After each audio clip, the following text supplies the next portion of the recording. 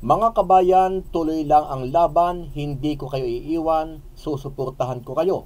Ito ang makapanindig balahibong pahayag ni Senator Bato de la Rosa para sa pinagdadaan ng problema ngayon ng SMNI at ng dalawang host nito na sina Ka Eric at Lorin Badoy.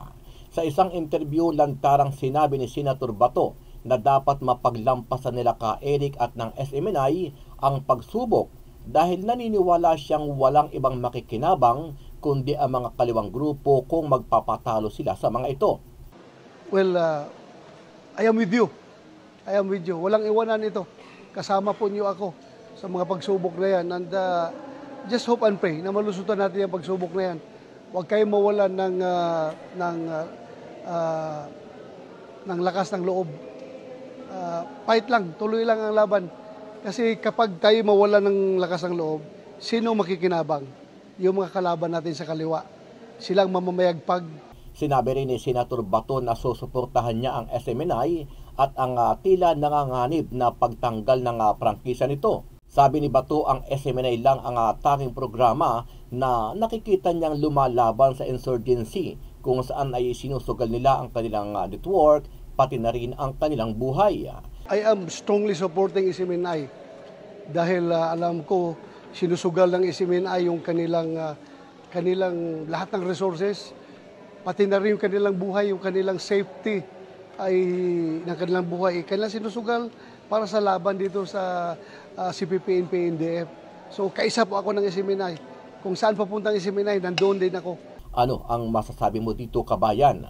Dahil sa mga matitinding pahayag ni Senator Bato, hindi kaya nanganganib din siyang ligwakin o isunod ng kamara dahil sa kanyang paninindigan na sumasalungat ng mga pananaw at isinusulong ng mga kongresista sa pamumuno ni House Speaker Martin Romualdez.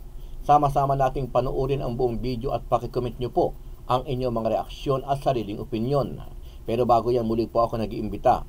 Sa mga hindi pa po nakasubscribe sa ating channel na Kabayan News PH, pakipindot po ang subscribe button at pakiclick na rin ang notification bell para lagi kayo updated sa mga bagong upload natin na legit at napapanahong balita. Maraming pong salamat.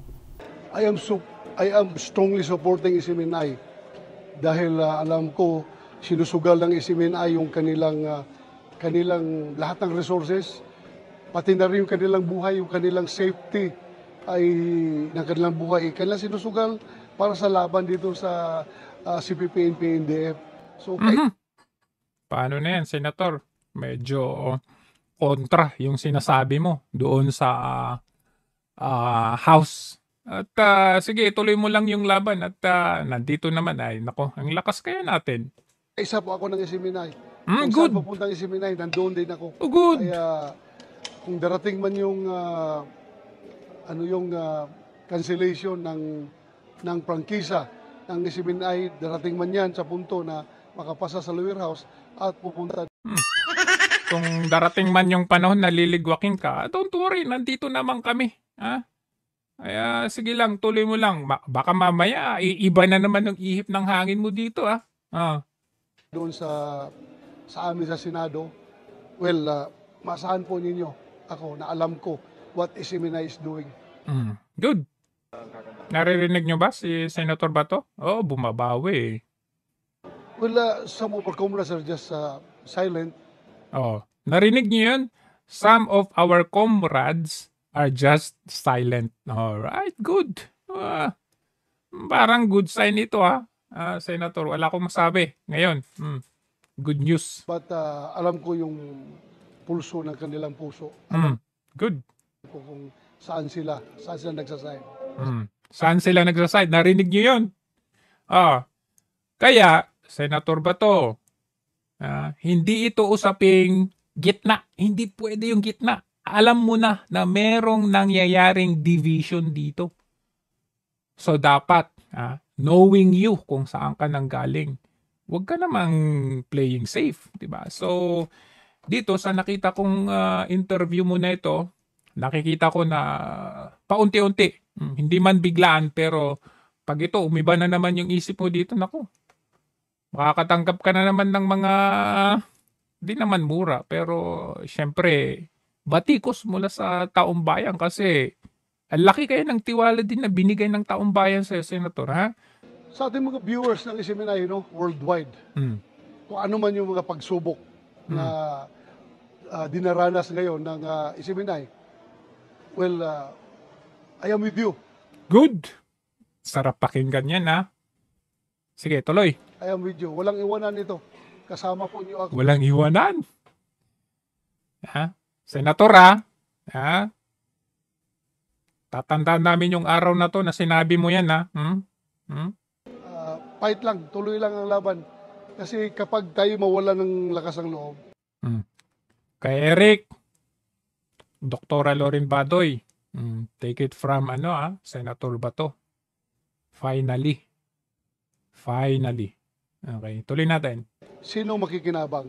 Yung mga kalaban natin sa kaliwa. Yun! Hindi mo man siguro masabi ngayon, pero sana sa susunod, sabihin mo na, pag ulit, tinanong ka ulit. Yeah. Pag tinanong ka ulit nila, sinusuportahan mo ba yung stand ni VP Sara? Sagutin mo kagad ng yes! Mayagpag kapag wala ng isiminay. Ulitin. Anong sinabi mo? Mayagpag kapag wala ng isiminay. Anong sinabi mo? Makikinabang. Yung mga kalaban natin sa kaliwa. Silang mamamayagpag kapag wala ng isiminay. Dahil isa lang ang nakikita kong istasyon na talagang sympathetic to the cause of this country. Kundi ang isiminay. Yan lang nakikita ko. Yung iba, meron mang pinapakita pero hindi kasing tindi ng pinapakita ng isiminay kung gaano nila kamahal. Ano sinabi mo? Ha? Isa lang ang nakikita kong istasyon. Oh, isa lang ang nakikita kong istasyon. Nako! Aray ko naman eh. ABS. Jimmy. Ha? Ano ba? Basta lahat ng mga istasyon na yan.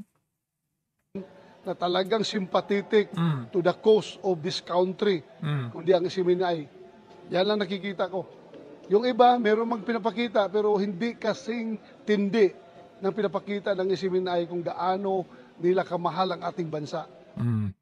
Oh. Tama yung sinabi ni Dr. Loren Badoy. Wala siyang inisip kundi ang cause at laban ng bayan. Kaya nga laban para sa masa eh. Di ba? Laban ng bayan. Oh. Which was officially confirmed by Senator Bato. Oh. Ano kayo ngayon, House? Ha? Ganyan. Kaya andyan po ako, kasama niyo ako palagi. Okay, good. Good yan. Ayan. So, ano yung masasabi ninyo? Comment down kung ano masasabi ninyo. Alam nyo kung bakit, isa pang rason kung bakit nila pinag-iinitan tong SMNI? Napag-usapan na rin natin yan. 3 frequency, 3 channel ang naipamigay sa 3 korporasyon. Doong panahong tinanggal ang prangkisa ng ABS-CBN ay hindi pala ni-renew ang prangkisa ng ABS-CBN. So 3 ang channels. Isa ay naipamigay kay former Senator Manny Villar. Isa naipamigay kay isang network, hindi ko na alam kung Alta something na network. Isa ay naipamigay sa Suarasog, which is, well, under SMNI, di ba, naipamigay. So ngayon, dahil itong si Martin Romualdez, Tambaloslos, ay merong Prime Media Holdings. Alam niyo yung Prime Media Holdings na yan, hindi yan sikat. Hindi yan, kumbaga, ano lang yan, regional yung pagkasikat niyan. Diyan lang sa kanilang lugar. Sa lugar ni Martin Romualdez, diyan lang. At saka some part of Mindanao. So, localized yun, yung kanyang Prime Media Holdings. Hindi siya yung about national, parang ganun. So, ano nangyari? Para medyo, alam mo yung mag-elevate, level up. Anong ginawa?